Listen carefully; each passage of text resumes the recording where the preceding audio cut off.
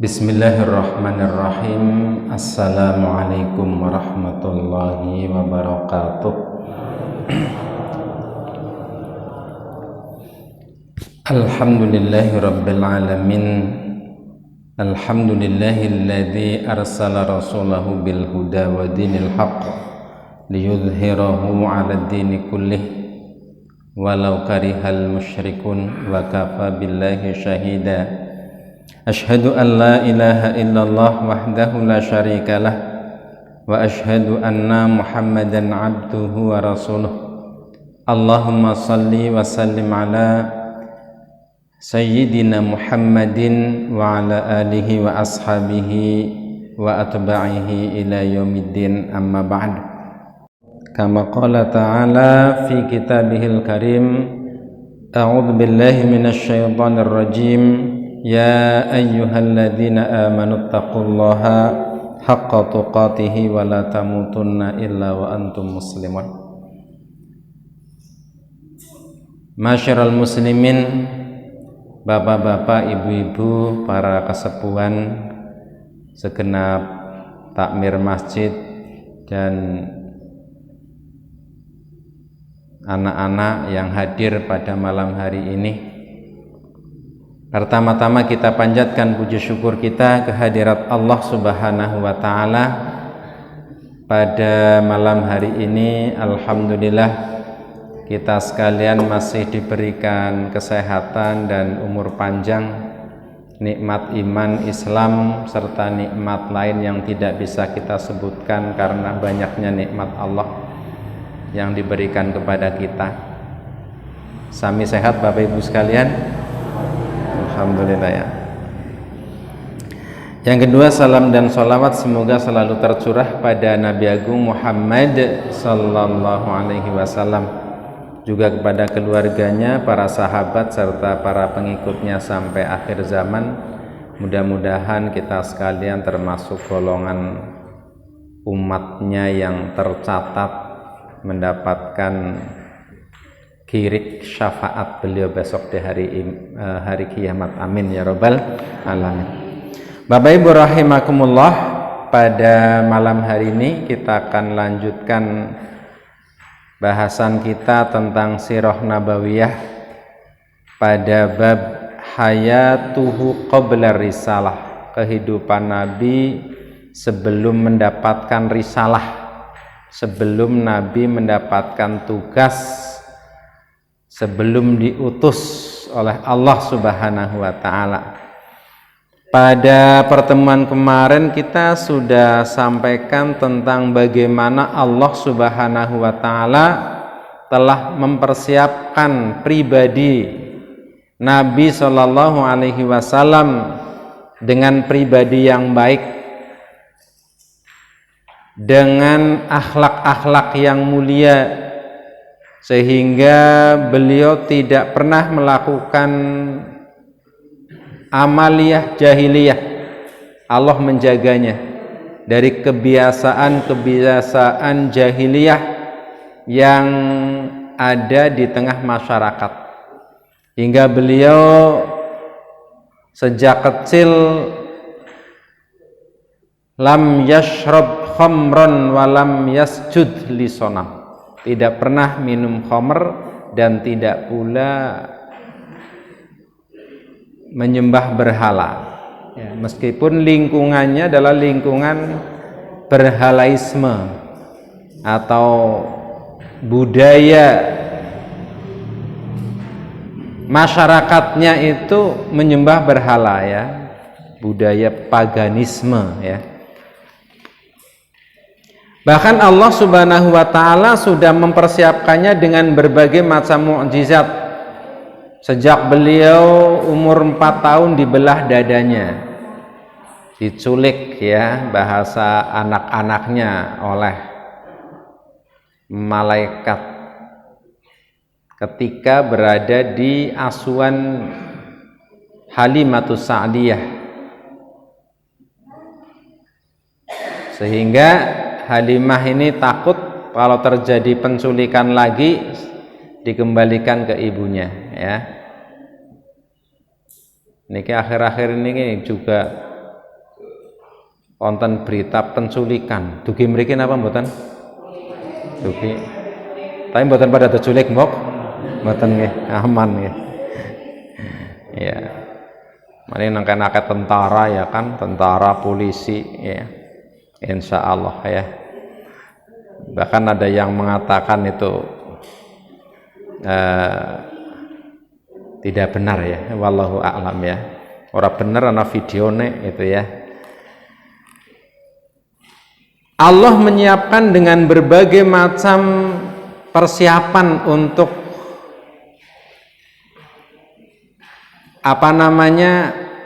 menjadi manusia pilihan di masa depan. Umur 9 atau 12 tahun ikut pamannya ke Syam, di tengah jalan ketemu pendeta Bahiro atau Buhairo. Ini pendeta ini juga udah tahu ini calon nabi ya, karena pendeta ini melihat ada batu-batu pada bersujud kepadanya. Pada umur 25 tahun beliau pergi ke Syam yang kedua bersama Maisarah. Maisarah juga memberikan kesaksian bahwa awan mendung selalu memayungi Nabi dari perjalanan, dari teriknya panas matahari ya.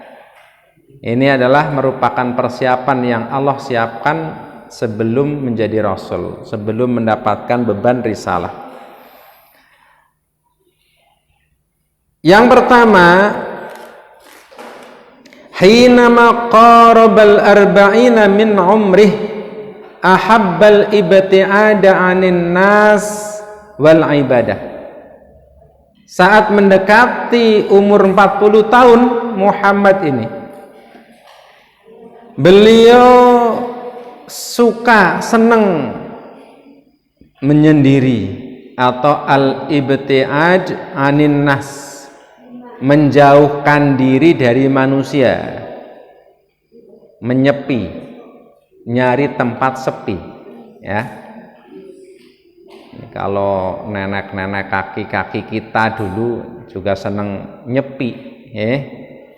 Tapi orang gelet wahyu, gelet jimat biasanya ya. Wal ibadah, dan beribadah. Nah, nanti kita bahas nih ibadahnya kayak apa ya.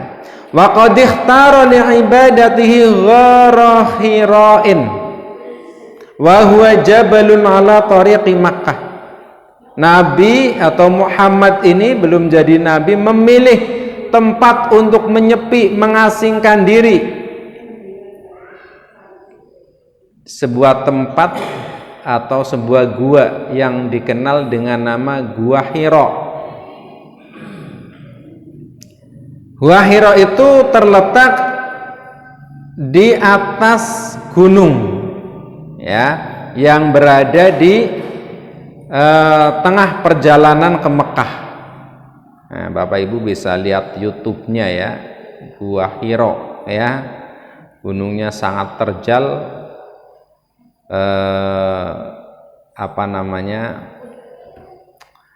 tinggi ya.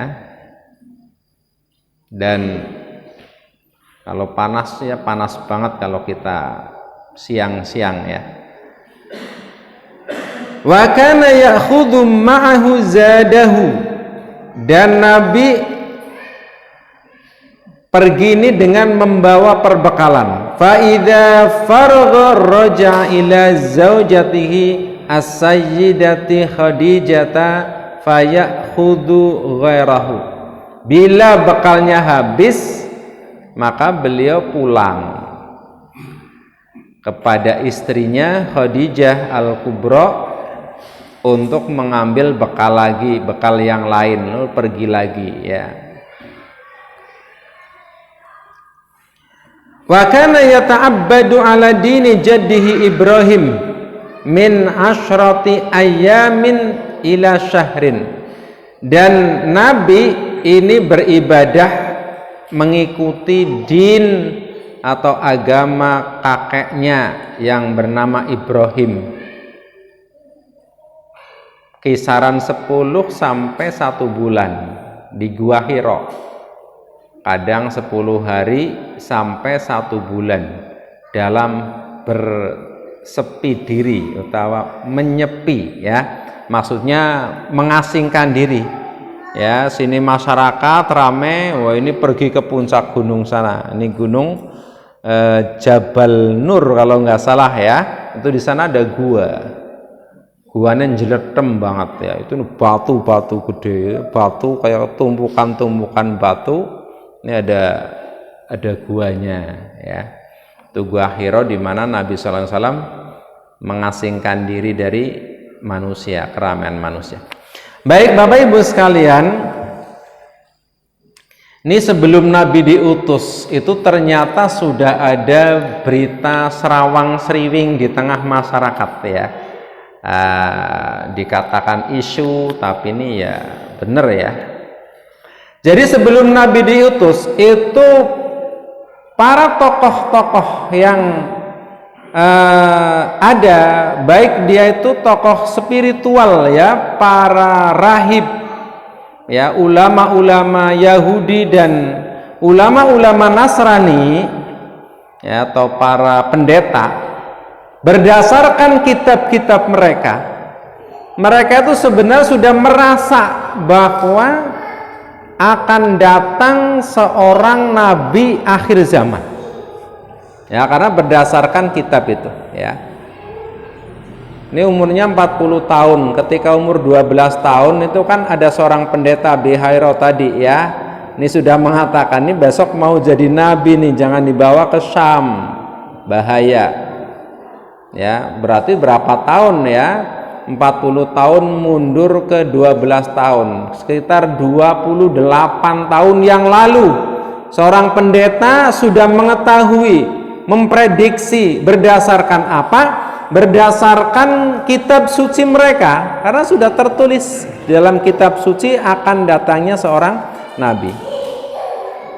Namanya para ulama kan memiliki kepekaan ya, melihat fenomena zaman. Nah, mereka tuh mengatakan wah kaya niki nabi akhir zaman ge wis mangsane ya, nis dalam maning kayaknya. Itu berita itu ketika nabi sudah umur 40 tahun atau mendekati 40 tahun. Itu dari kalangan ahli kitab. Ada juga prediksi dari kalangan para dukun-dukun paranormal. Apa itu bahasa lain ya? Dukun paranormal, terus apa namanya, ada orang-orang tertentu ya yang meskipun dia nggak berdasarkan kitab, kalau pendeta rahib itu kan mereka bicara berdasarkan apa yang tertulis dalam kitab suci dari Allah. Tapi kalau dukun-dukun ini ya, mereka itu juga membomingkan satu berita, bahkan akan datang seorang manusia linuwih ya kalau kita. Dari mana sumbernya? Dari jin. Ya, kan jin itu ada yang mendengarkan pembicaraan langit ya, kemudian disampaikan kepada para dukun. Partnernya dukun itu jin, maka dukun itu menyampaikan berita ini dari jin ya. Nah, kalau sekarang Bapak Ibu sekalian amati ya, itu sering atau pernah muncul ya, kalau di medsos itu kan terekam juga jejaknya. Jadi paranormal atau ya disebut dukun ya, tapi pada nggak mau disebut dukun ya, senangnya disebut paranormal atau para kesepuan. Itu kan sudah kadang-kadang sering memberikan prediksi. Ini kayaknya melihat fenomena zaman ini sudah saatnya akan muncul satria pinilih ya, pinilih, satria piningit, satria piningit ya, satria piningit. Apa sih ya, gemeneng wayang ya? Ya kesatria yang akan membawa perubahan Ya, ngeneng wayang Gatot Kaca ya kan. Dong bayi lebokna sumur kawah Candra di muka ya. Nah, terus muncul mabur kayak Laron Malik jadi Gatot Kaca itu satria piningit ya, akan menjadi pemimpin yang akan membawa perubahan. Nah biasanya kan karena pilihan presiden itu paranormal itu biasakan memberikan prediksi-prediksi, ini kayaknya sudah masanya ini satria piningit yang dijanjikan oleh para leluhur. Nah mereka berdasarkan kitab-kitab leluhurnya ya. Di negeri kita zaman dulu, zaman kerajaan itu kan banyak ahli-ahli tapa ya. Nah, itu mereka tuh menuliskan dalam kitabnya ya, akan muncul seorang pemimpin namanya Ratu Adil, Satria Piningit dan lain-lain. Ternyata ini kejadian itu terjadi pada zaman Nabi. Paranormal waktu itu juga menyebarkan isu itu. Cuman orang-orang Mekah itu nggak pada percaya ya, apaan itu ya, ada ngomong apa aja nih ya, tahayul ya, mungkin begitu ya. Bahkan ada seorang rahib, seorang pendeta, orang Yahudi ya, mengatakan pada penduduk Mekah ya, apa namanya, ini yang disebutkan ya dalam satu riwayat ya yang dimuat dalam fikih sirah nabawiyah ya. Seorang Yahudi tetangga dari Bani Abdul Ashhal di Madinah, dia cerita, ini orang Yahudi ini cerita ini ya kepada penduduk Madinah tentang hari kebangkitan. Wis mati urip maning, maksudnya dibangkitkan lagi. Hari perhitungan, nanti kita akan dihitung amal-amal perbuatan kita. Kemudian ada timbangan atau mizan hari akhirat, ada surga neraka. Ini orang-orang Mekah, Madinah itu nggak percaya kisah-kisah begitu. Maka mereka meminta bukti lah, ngomong begitu buktinya mana? Maka orang Yahudi itu mengatakan akan datang seorang nabi yang diutus dari sekitar wilayah ini. Wah, itu berarti berita ini sudah banter ya, saat Nabi dekat umur 40 tahun itu ternyata sudah viral. Prediksi-prediksi para ahli. Mereka itu bukan kaleng-kaleng ya, bukan orang biasa yang memunculkan, memviralkan berita ini. Mereka itu para pakar, ada pakar agama, ada juga pakar sosial ya. Pakar sosial ya. Kalau dulu ya waktu Prabowo nyalon itu kan ada di mimbarnya ya, ketika nyalon presiden itu sempat menyatakan pernyataan yang kontroversi ya, bahwa nanti pada tahun 2030 maksudnya ya, Indonesia bisa hilang dari muka bumi. Wah, itu ditentang oleh banyak orang ya. Kok bisa begitu, itu apa, dari mana sumbernya? Ternyata para pengamat dengan merasakan gejala-gejala yang ada di tengah masyarakat itu, bahkan ada yang lebih ekstrim, nggak sampai 2030 Indonesia sudah hilang dari peta, namanya sudah berubah, dan makin dekat kalau kita melihat data-data ya, fakta-fakta di lapangan, kayaknya sudah mandan memper ya. Memprediksi hari ini kan, bahkan ada yang memetakan Indonesia itu nanti akan hilang, namanya bukan Indonesia lagi mungkin ya, ada nanti yang jadi Indo-Cina. Kenapa? Akan dikuasai oleh Cina. Kayak omong kosong itu ya. Tapi kalau kita buktikan, Maring Purbalingga, Jalan Sudirman, Ahmad Yani, bahkan sing Purbayasa itu udah dekat-dekat ya. Siapa pemilik lahan itu? Cina. Ya. Bahkan konon di daerah Jawa Barat sana 80% sertifikat sudah atas nama mereka. Mereka bikin sebuah pulau, ya. Itu namanya pulau reklamasi. Ana laut diurugi digawe kota. Siapa mereka? Cina. Bahkan di sana itu jalan namanya itu sudah pakai bahasa Mandarin, bahasa Cina, nama jalan, nama rumah. Agar kita punya saudara yang tuku villa atau tuku rumah di area itu direklamasi, dewek maringana ora bakal tayang golat, ora tayang nemu alamatnya. Kenapa? Bahasanya kita nggak tahu, sudah bahasa Cina. Itu reklamasi di Jakarta. Kalau kita lihat di Kalimantan, Sulawesi ya, itu sudah sangat banyak ya. Ketika COVID bahkan setiap hari itu ratusan tenaga asing TKA dari Tiongkok, dari Cina datang ke Indonesia. Kemarin terjadi ribut-ribut karyawan PT itu dengan karyawan Cina ya, dan itu udah banyak ya. Prediksi itu bukan prediksi kaleng-kaleng ngomong begitu kalau nggak berani punya fakta. Innalillahi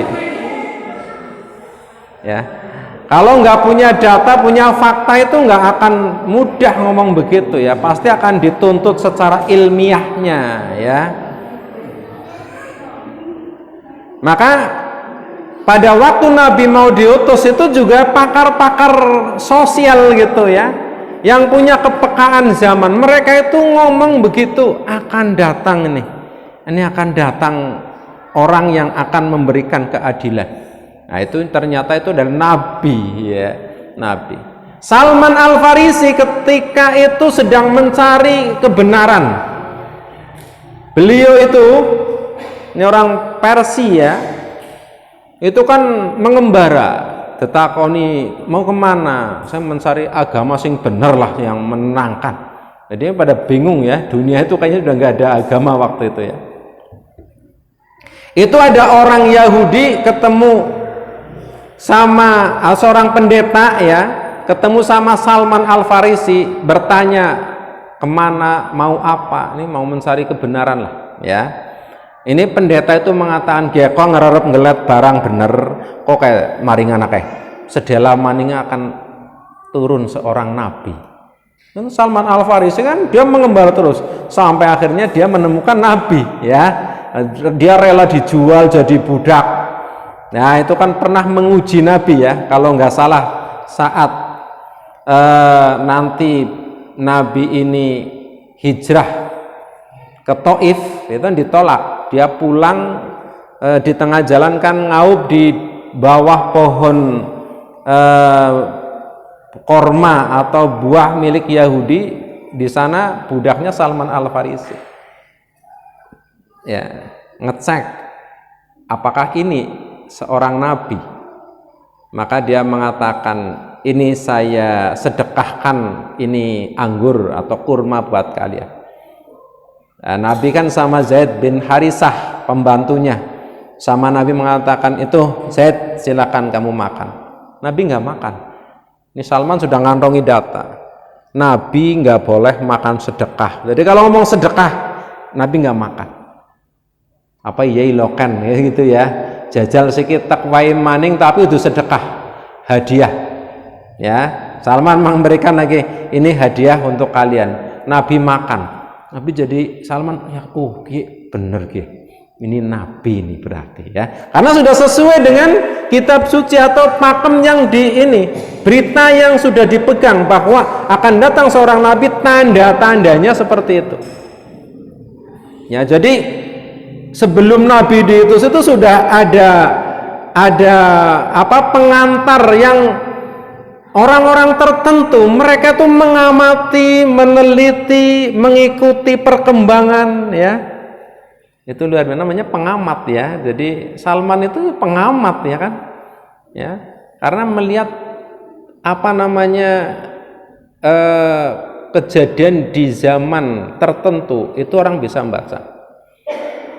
Nih Bapak Ibu sekalian, saya itu melihat film G30 SPKI ya, Gestapo dulu nggih. Gemian kan nangger tanggal 30 September senajan ora duwe TV, biasanya mari nggone sing duwe TV ya. Nggone siapa ya? Ya. Nang lor itu kan biasanya nggone Kadosianto gitu ya kan, Budi ya kan. Nah, itu kalau malam Janur Kuning ambil malam PKI itu kan mesti gasik ya kan. Nah, ya asik banget ngungkuli bioskop posisi sing duwe jagong bingung ya kan. Itu dalam film itu digambarkan itu ketika PKI mau meletus itu kan ada gejala-gejalanya ya, barang-barang larang langka itu ya. Oh, itu ada yang itu kan ndeleng rungokna radio, belum ada TV waktu zaman itu mungkin ya. Oh, itu ada yang kaos oblongan itu ya, tasnya kemutan ya, ini pasti ulah PKI ini gitu ya, begitu. Ada itu, setelah itu meletus betul. Jadi ada tanda-tandanya. Dan para pengamat yang peka dengan itu menghubung-hubungkan itu. Hari ini kejadian seperti itu muncul lagi. Minyak langka. Wah, apa siapa ya? BBM naik. Masyarakat resah, barang-barang mahal, mahal langka. Terus terjadi begini. Nah, ini kalau yang mengamati merasakan orang-orang lama ya, bukan anak-anak kita, mereka akan kayak zaman gemien ya, zaman waktu itu ya, itu ya. Jadi orang-orang peka itu biasanya membaca ya. Nah, orang peka ini biasanya para pengamat ya, yang punya catatan, punya data. Nanti dikonfrontasi dengan kenyataan. Nah, ini kalau Bapak Ibu lihat itu YouTube-nya Alfian Tanjung ya, Ustadz Alfian Tanjung. Itu ahli banget, pakar komunis di Indonesia ya. Dulu ada Jenderal Purnawirawan Kelvin Zen ya. Itu pakar itu mengamati terus gerakan, bahkan punya nama, punya data-data anak-anaknya, alamatnya itu ada semuanya. Dan sekarang sudah ada di mana mereka, posisinya apa, jabatannya apa, itu luar biasa. Dan kejadiannya seperti sekarang ini ya. Nah, itu maka kita juga harus ikut berpikir ya, kita harus ikut prihatin ya di sekolahan gitu kan ya, pelajaran sejarah dulu ada PSPB, ada sejarah perjuangan itu ya bangsa. Hari ini sudah nyaris nggak ada ya, atau diminimalisir itu ya, sejarahnya itu dihapuskan, dihanguskan. Bahkan ada undang-undang yang nanti akan mengarah ke situ ya, negara suruh bertobat atau minta maaf ya, itu dan lain-lain. Ada prediksi itu, dan itu terjadi kan cuman sekarang di zaman Nabi ketika mau diutus itu pun muncul ya, muncul prediksi-prediksi seperti itu. Nah, Bapak Ibu sekalian, ketika Nabi 40 tahun umurnya atau mendekati itu, maka ini Nabi yang sudah diprediksi itu sudah disiapkan oleh Allah, memiliki kegiatan aktivitas calon seorang Nabi. Apa itu? Nabi atau Muhammad ketika itu biasa menyepi tadi ke gua Hira. Untuk apa? Untuk mengheningkan cipta ya, maksudnya agar pikirannya itu jernih, menjauhkan diri dari kegiatan masyarakat yang tidak masuk akal, yang amburadul ya, kondisinya tidak kondusif ya, tidak baik. Itu masyarakat jahiliyah. Maka Nabi memilih untuk menyepi itu di sebuah gua ya, namanya Gua Hira ya, Gua Hira.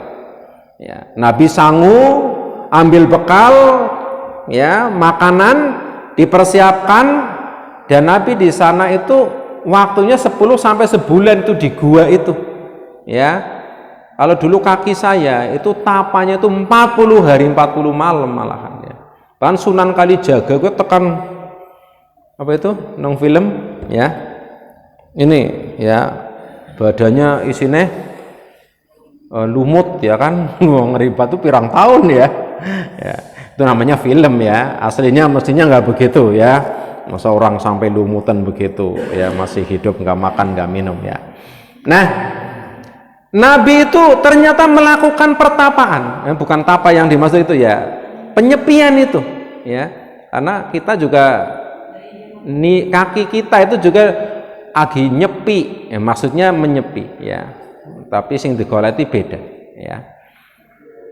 Maka Nabi SAW melakukan itu bahkan sampai 1 bulan nggak pulang ke rumah. Umurnya berapa? 40 tahun, dekati 40 tahun ya, jadi luar biasa ya. Maka ada buku khusus ya yang mengupas umur 40 tahun, batasan dimana ketika itu Nabi itu diutus ya. Nah, diantaranya kenapa 40 tahun? 40 tahun itu manusia sudah memiliki kematangan jiwa ya, secara spiritual ya, itu sudah matang ya. Bahkan saat Adi Hidayat kan membawakan ayat Al-Quran itu ya, yang ketika dia umurnya segitu itu beliau mengatakan ayat yang bunyinya Rabbi auzi'ni an ashkura ni'mataka allati an'amta alayya wa ala walidayya, dan seterusnya ya. Nah, Bapak Ibu sekalian, setelah itulah Nabi Shallallahu Alaihi Wasallam melakukan kegiatan itu cukup lama. Nah, apa yang dilakukan Nabi di dalam Gua Hira itu ya sekedar menjauhkan dan berpikir saja. Kalau di sini sebutkan beliau beribadah di Gua Hira, tapi para ahli sejarah mereka terjadi perbedaan atau kontroversi ya. Ada yang mengatakan ya sekedar itu aja, menjauhkan diri dari manusia saja, nggak ngapa-apa. Ada yang mengatakan oh itu beliau tuh berzikir ya, bertafakur di sana ya. Kalau di sini sebutkan beliau beribadah mengikuti agama apa? Oh itu agamanya Nabi Ibrahim. Itu juga ada ya, memang ada riwayat-riwayat bahwa Nabi ketika di Gua Hira itu beribadah kepada Allah, tapi pakai agama apa? Nabi bukan ahli kitab, nggak megang kitab ya. Itu kan ibadah itu kan ada panduannya ya, Nabi Ibrahim, Nabi Musa, Nabi Isa, dan riwayat-riwayat itu ada yang mengatakan bahwa Nabi itu mengikuti agamanya Nabi Nuh. Oh ada yang Nabi Ibrahim, ada yang Nabi Musa, ada yang Nabi Isa ya, mengikuti itu ibadahnya ya. Ketika di Gua Hira itu ngapa? Yang ibadah pakai agama apa? Kan belum ada agama. Itulah sebagian mengatakan agama-agama leluhurnya para nabi terdahulu ya. Dan Al-Ghazali berkata sesungguhnya ada pertanyaan tentang bentuk ibadah Nabi SAW sebelum diangkat jadi nabi.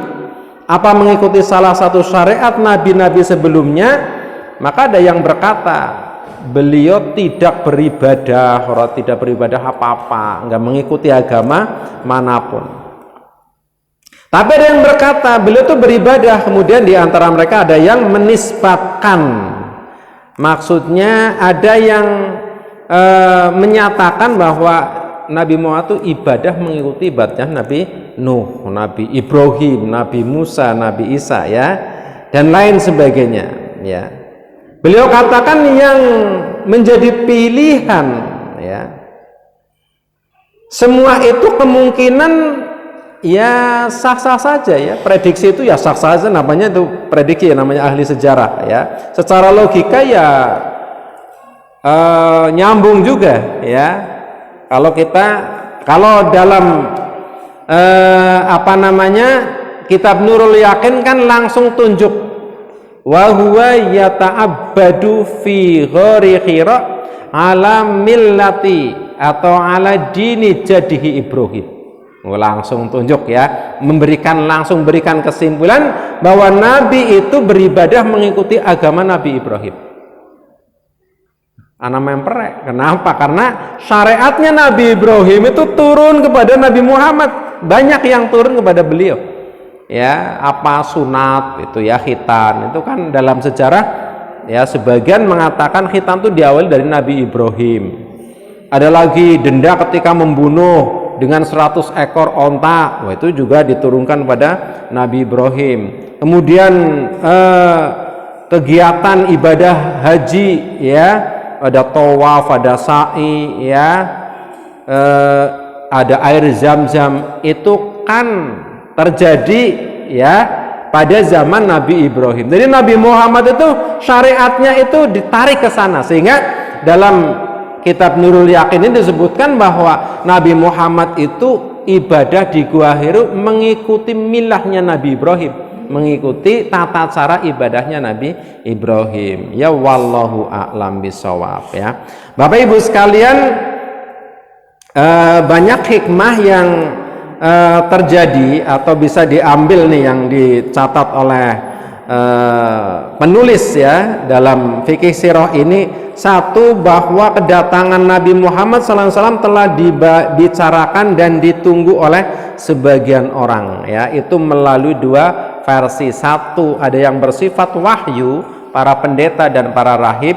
Dua, ada yang bersifat, ya, macam prediksi sosial, ya, paranormal gitu, ya, dari para dukun-dukun yang dukun itu juga ahli rialat masalahnya, ya. Jadi dia meskipun temannya jin, dia itu karena rialat juga. Itu juga menjadi salah satu data yang masuk, ya. Karena kan kata-kata mereka para dukun itu kadang benar, kadang tidak, ya. Karena jin itu kan, ya, atau setan itu kan memberikan berita yang kadang benar, kadang tidak. Jadi dalam ketidakbenaran itu ada benernya sedikit. Nah, makanya kita sulit, ya. Wong tuku nomor takon maring dukun, ya kadang-kadang metu juga, ya, agi rezeki, ya. Tapi akeh ora metune, ya. Akeh ora metune. Sebab karena ada berita langit, ya, dalam surat Al-Jin kan disebutkan seperti itu, ya. Yang kedua, pentingnya mengikuti kejadian yang sedang berlangsung dan mengaitkannya dengan nas-nas syar'i. Bapak Ibu sekalian, hari ini umat Islam tertekan. Tapi ada nas syar'i yang selalu mendukung itu, ya. Hari kiamat akan terjadi kalau ini. Itu ada. Ada nanti akhir zaman, nanti agama ini akan bangkit, akan jaya, ya. Ini kalau kita mengikuti prediksi itu, ya, ini agama Islam nanti akan jaya kembali. Kalau saya ngelihat pada tahun 90, wong kudungan langka, anggar sebis, ya, wong telu tok banyak untung. Waktu itu ibu-ibu kudungan itu nganggo selendang itu, ya, selendang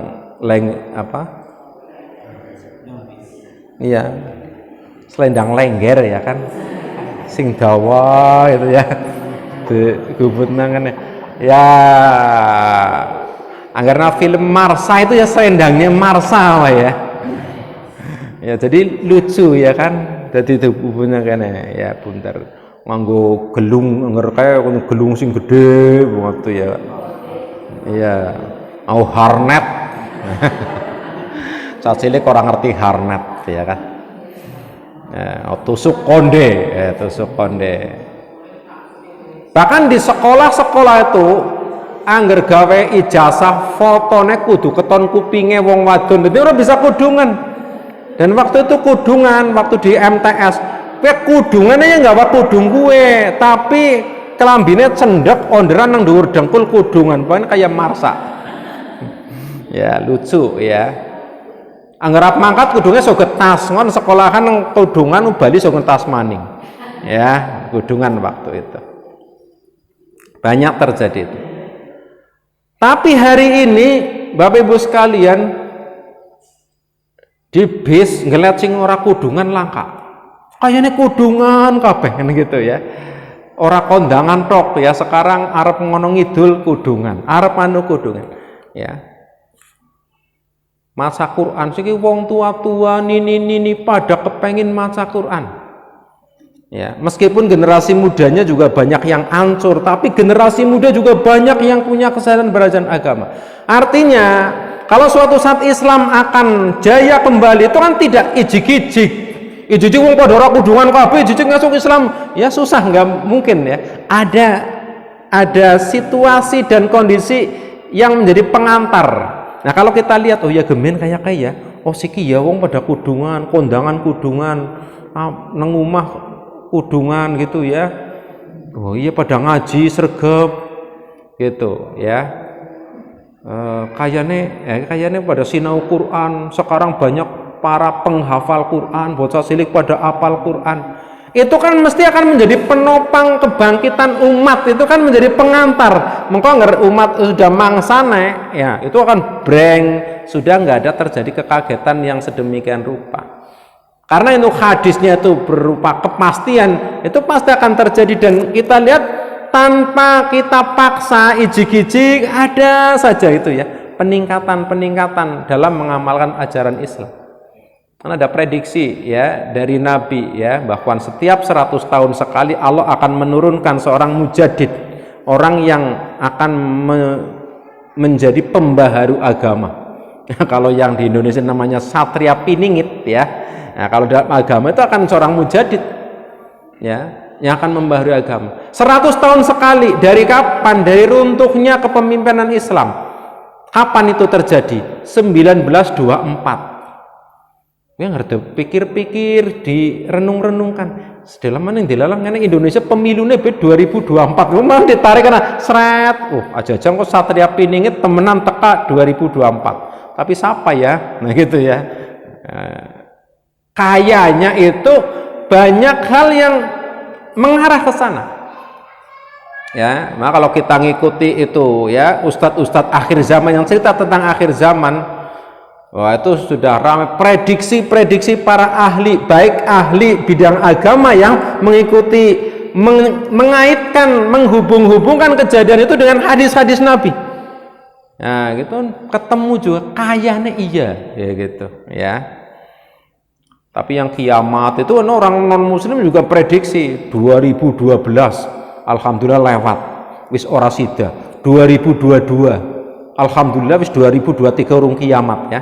Nah, kemarin kiamat di Turki ya, cilik-cilikan ya, gambarannya kan begitu nanti kalau kiamat ya, lebih dahsyat dari itu ya. Tapi yang ini menarik ya, kalau para ahli yang ngomong menarik ya, cuman saya nggak ahli. Artinya dalam kasus ini kita juga sering kali harusnya merenung sejenak tentang kejadian yang terjadi sekitar kita. Kita hubung-hubungkan ketemu dengan urusan syar'i, artinya dasar-dasar agama, prediksi-prediksi Nabi tentang akhir zaman. Oh ternyata nyambung begitu ya, nyambung ya. Yang ketiga bahwa apa yang kita rasakan sekarang ini dari semakin banyaknya penganut agama Islam, semakin semangatnya tinggi untuk mengenal Islam, mengamalkan ajaran Islam adalah bukan sesuatu yang kebetulan ya, sebagaimana Yahudi dan Nasrani serta paranormal yang waktu itu memprediksi lahirnya Nabi ya, yang tadi kita katakan tadi ya, perkembangan Islam itu bukan kebetulan, ini ada sinyal dari langit ya. Kalau Allah sudah berkehendak, kita makin ditekan itu makin mumbul gitu ya, semakin itu ya. Nah, itu banyak sekali ya prediksi-prediksi yang terjadi di dunia ini ya hari ini yang berkaitan dengan kebangkitan umat ya, kebangkitan umat Islam. Di sini umat Islam tambah dina tambah turun prosentasenya ya. Dulu kalau kita kecil 90%, siki mungkin sudah 80% ya, menurun. Tapi di dunia barat dari ini orang Islam berbondong-bondong, orang non muslim berbondong-bondong pada masuk Islam ya. Jadi nengkene menurun, tapi di sana wah luar biasa. Bahkan kemarin ada sepak bola dunia ya di Qatar, wah itu jadi ajang dakwah yang luar biasa ya. Kalau nggak salah lihat ya di YouTube, Dr. Zakir Naik saja itu datang di sana pidato ya, dan itu kan anunya gambarnya inspiratif ya. Ada orang Qatar ya yang buntung kakinya, itu ketemu sama siapa itu tokoh siapa ya dari itu ya, tokoh perdamaian dunia kalau nggak salah ya, ketemuan gitu ya, membacakan ayat Quran tuh yang buntung itu. Banyak orang-orang barat mengetahui Islam yang sebenarnya dari situ ya. Ana wong salat disotingi melu ndeleng gitu ya, wong adzan dari tontonan. Orang Islam di Qatar menunjukkan akhlak yang baik, bagi-bagi korma, bagi-bagi minuman gratis. Orang Barat itu kan ngertinya Islam itu kejem. Itu yang ditanamkan di sana. Islam itu bengis, Islam itu teroris, Islam itu kumuh, Islam itu terbelakang, Islam itu yang ala-ala tok. Dalam maringana, ngapik-apik temen jadi penasaran. Di antara mereka itu banyak orang pada masuk Islam. Nah ini jangan sampai kita sing mayoritas Islam Islam mentong, karena sing asalnya non Muslim akhirnya jadi Islam. Agim saya itu beli gereja kalau nggak salah di Jerman jadi masjid, ya. Jadi luar biasa. Di sana Islam itu malah berkembang, makin hari makin berkembang. Ya, nah di sini tanggung jawab kita. Kalau Islam sampai punah, langkah pengajian Islamnya kan punah, ya. Itu tanggung jawab kita, dosa, ya. Kalau kita mati orang mangan, kita nggak dosa karena mangan itu rezeki urusannya Gusti Allah. Tapi kalau Islamnya yang mati karena kita nggak berjuang, itu yang kita pasti akan berdosa. Ditanya, karena agama ini sudah diberikan tanggung jawab kelestariannya itu kepada kita. Kalau makan, minum, rezeki itu tanggung jawabnya Allah, ya. Maka kita sebagai umat Islam punya tanggung jawab, dan ini salah satu bentuk tanggung jawab kita. Nguri-uri agama Islam itu kan dengan ngaji, ya. Salah satu niatan orang ngaji kan supaya agama itu eksis, agama itu tetap ada di lingkungan kita. Oh, nggak tahu ngaji ya bocah cilik ora tahu ngerti anak pengajian. Nggak anak pengajian cilik melu ngerti bahwa oh itu namanya ngaji. Senajan urung bisa menangkap urung paham bener, tapi sudah ada rekam jejaknya ya sejak kecil seperti itu. Bapak Ibu sekalian, barangkali itu dulu yang kita sampaikan, bahwa kemunculan Nabi itu sudah ada sinyal sebelumnya, ya, yang menjadi pengantar bahwa akan ada manusia agung, ya, manusia besar, tokoh dunia yang akan membawa perubahan peradaban, bukan cuma di Arab tapi di seluruh dunia. Nah itu ada pengantarnya, ya. Dan Nabi ketika hendak menjadi Nabi, maka beliau itu menyepi dulu. Dan ini disimpulkan hikmah dari itu, kita itu jadinya perlu menyepikan diri juga, ya. Tapi bukan tapa, bukan pergi ke gunung itu, ya. Meskipun ada juga hadis-hadis yang kalau masyarakat sudah semrawut kita nggak mampu, maka menyepi itu akan lebih selamat, ya. Tapi kalau kita mampu berdakwah, maka dakwah itu lebih utama daripada menyepi. Menyepi kita apa bentuknya? Ya agama ini sudah memberikan tuntunan bangun di sepertiga malam. Ketika orang pada tidur, suasana sepi, kita bangun merenungkan dosa apa, kesombongan apa, kesalahan apa, kekurangan apa. Itu namanya hasil tahanus, ya. Menyepinya kita adalah seperti yang diajarkan Nabi. Bangun di tengah malam, bersujud, berdoa, kemudian bertafakur. Bahasa lain bermuhasabah. Ya itu tuntunannya, ya. Ternyata agar pikiran jernih bening, ya kita bangun di keheningan malam. Nah itu lagi bening-beningnya, ya, bening-beningnya. Kalau siang kan lagi sibuk, ya, ngurusi macam-macam, jadi konsentrasi akan pecah. Demikian Bapak Ibu sekalian, lebih kurang mohon maaf. Insya Allah kita lanjutkan pada pertemuan yang akan datang. Kita akan